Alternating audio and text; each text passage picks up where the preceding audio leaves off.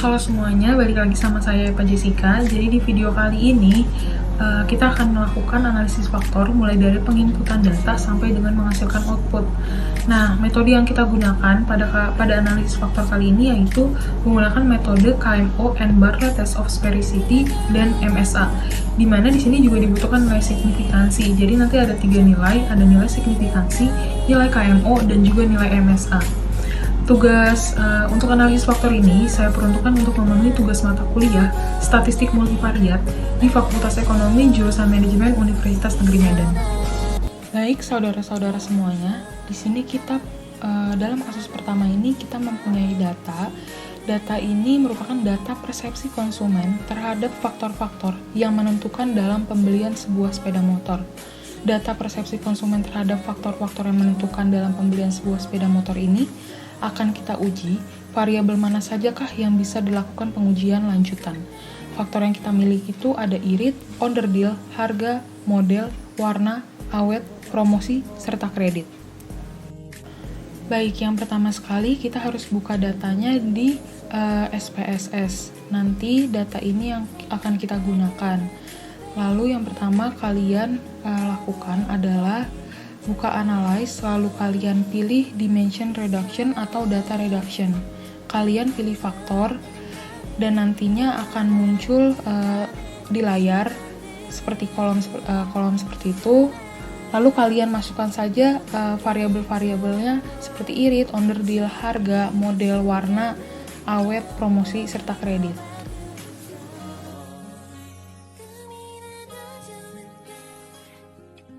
Setelah dimasukkan semuanya, kalian pilih pada kolom itu kalian pilih deskriptif.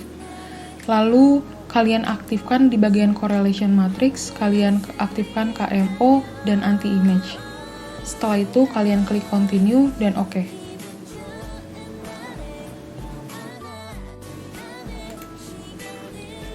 Nantinya pada bagian output akan terlihat hasil faktor analisisnya, ada tabel pada KMO dan Bartlett Test serta anti-image matrix. Di sini nilai KMO sudah memenuhi di atas 0,5 dan juga nilai signifikansi sudah jauh di bawah 0,05. Jadi untuk hasil ini sudah memenuhi, tetapi kita bisa lihat pada anti-image matrix pada bagian anti-image correlation MSA-nya masih ada yang belum memenuhi. Jadi kita akan lakukan pengujian ulang terhadap data ini dan kita keluarkan bagian yang memang di bawah 0,5. Jika yang di bawah 0,5 itu jauh lebih dari 1, kalian bisa pilih nilai yang terkecil. Pada data ini kita akan mengeluarkan variabel promosi dan kita akan lakukan pengujian ulang. Lalu kita bisa kembali ke datanya, kita lakukan pengujian ulang, sama seperti tadi kita pilih analyze, dimension reduction, lalu kita keluarkan bagian yaitu promosi, di mana dia tidak memenuhi 0,5.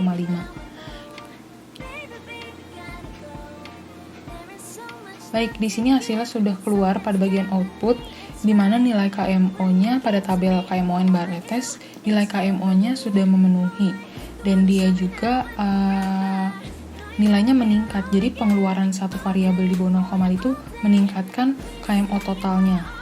Lalu signifikansinya juga sudah memenuhi dan kita bisa lihat pada anti-image matrixnya pada bagian anti-image correlation semua sudah di atas 0,5.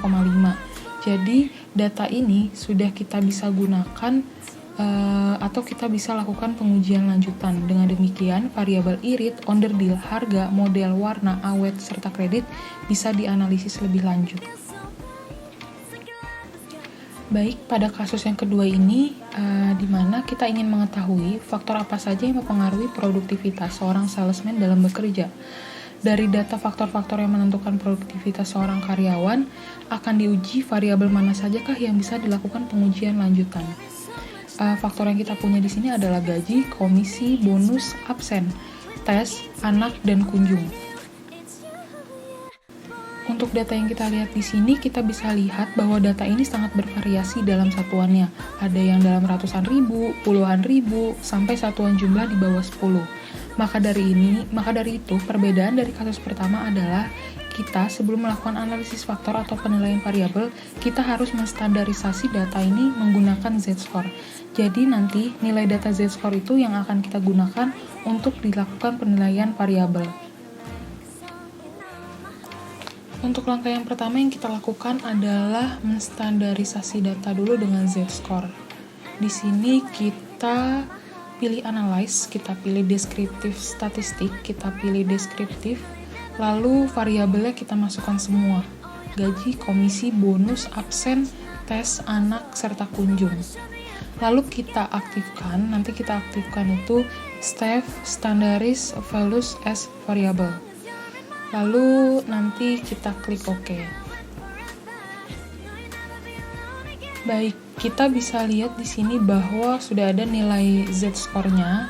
Jadi nanti nilai Z-score-nya ini Z gaji, Z komisi, itu yang nanti akan kita gunakan untuk penilaian lanjutannya. Jadi kita pilih analyze langsung, kita dimension reduction atau data reduction. Nah, lalu kita masukkanlah yang ada Z di depannya. Kita masukkan semuanya. Sama seperti langkah di kasus 1 atau langkah sebelumnya.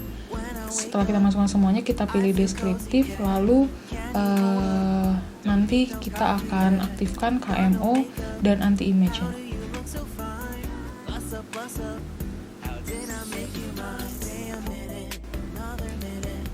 Baik, di sini hasilnya sudah kita bisa lihat bahwa nilai KMO dan nilai signifikansinya itu sudah memenuhi.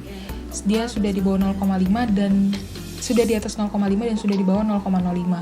Tetapi pada bagian anti-image correlation itu ada beberapa data atau beberapa variabel yang memang tidak memenuhi atau tidak di atas 0,5. Maka kita akan melakukan pengujian ulang dengan mengeluarkan variabel yang di bawah 0,5. Variabel yang kita pilih itu variabel terkecil, dan di sini yang terkecil adalah Z-score kunjung. Jadi kita akan melakukan pengujian ulang dengan mengeluarkan Z-score kunjung. Baik, di sini kita langsung melakukan pengujian ulang, sama kita pilih analyze, dimension reduction, lalu kita pilih faktor, dan kita keluarkan Z-score kunjungnya.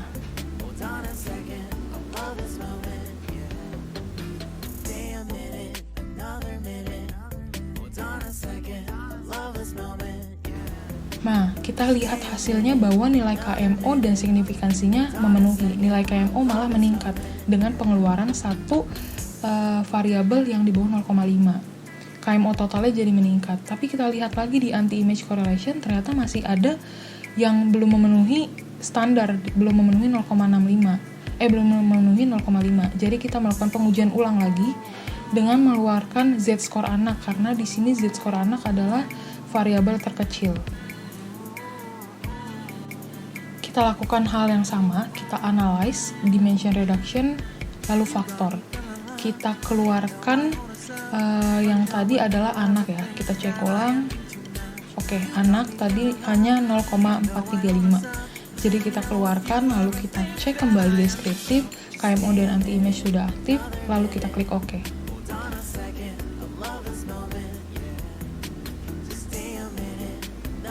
Nah, di sini sudah keluar hasilnya, meningkat kembali karena pengeluaran satu variabel di bawah 0,5, KMO-nya meningkat menjadi 0,562 dari 0,555. Signifikansinya tetap dan itu sudah memenuhi. Lalu kita lihat lagi anti-image correlation.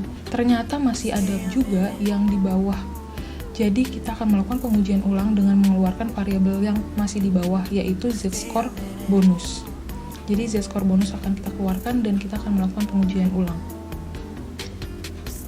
Sama seperti sebelumnya, kita pilih analyze, dimension reduction, atau data reduction, kita pilih faktor, lalu kita keluarkan Z-score bonus. Kita cek, Z-score bonusnya masih di bawah 0,5. Lalu kita cek deskriptif apakah KMO dan anti-image aktif, lalu kita klik OK.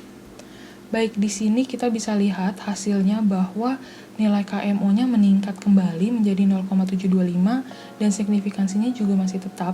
Jadi di sini nilai KMO dan signifikansi sudah memenuhi. Kita lihat anti-image correlation-nya juga sudah memenuhi semuanya. Jadi, keempat data ini yaitu gaji, komisi, absen, dan tes bisa dilakukan proses analisis faktor selanjutnya. Nah, jadi perlu kita perhatikan bahwa kita melakukan pengujian ulang itu berkali-kali. Bisa saja hal itu terjadi asalkan syarat MSA di atas 0,5 itu terpenuhi. Jadi untuk kasus yang kedua ini kita sudah menyelesaikannya.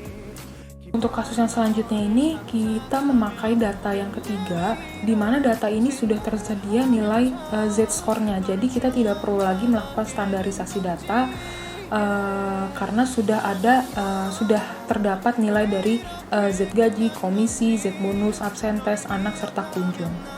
Jadi kita langsung saja melakukan analisis atau proses yang selanjutnya. Untuk langkah yang pertama yang kita lakukan adalah klik analyze, lalu kita pilih dimension reduction, lalu kita pilih faktor, dan kita masukkan variabel yang di depannya terdapat huruf Z yang sudah distandarisasi.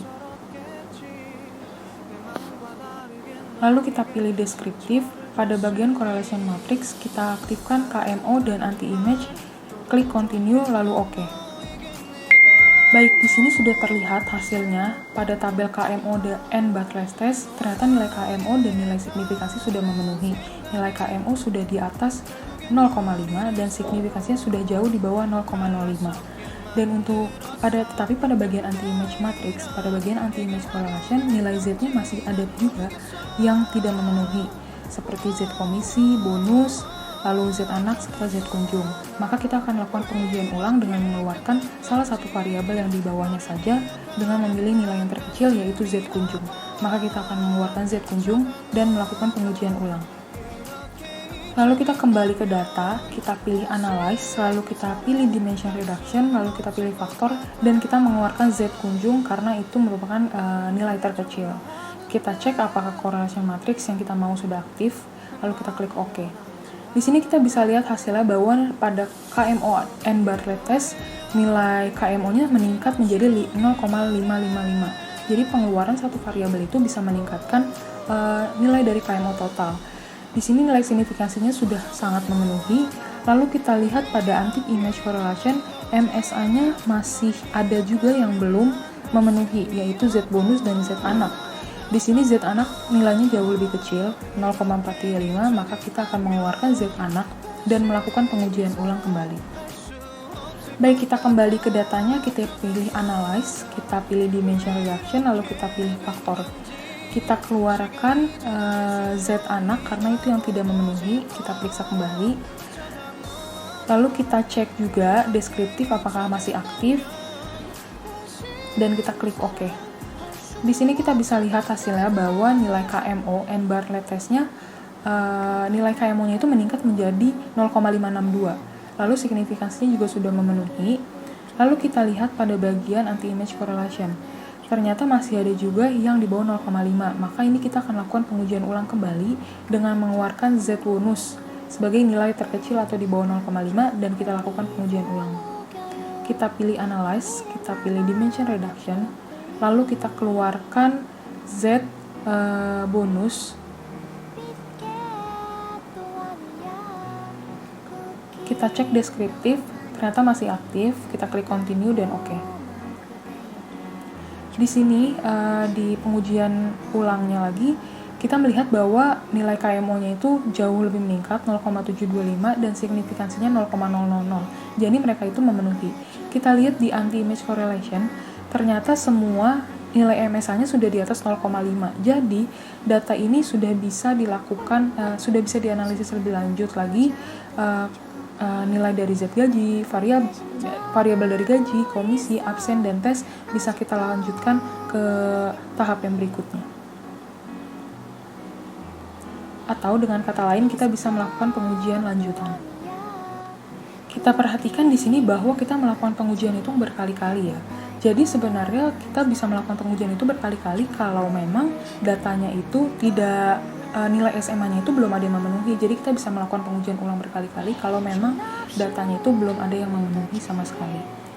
Ini untuk kasus dengan menggunakan data yang ketiga. Sekian video atau tutorial yang bisa saya sampaikan. Semoga bermanfaat dan mengedukasi. Sampai Jumpa di video berikutnya. You're gonna hear 난 사랑 맛볼 거야. She loves you.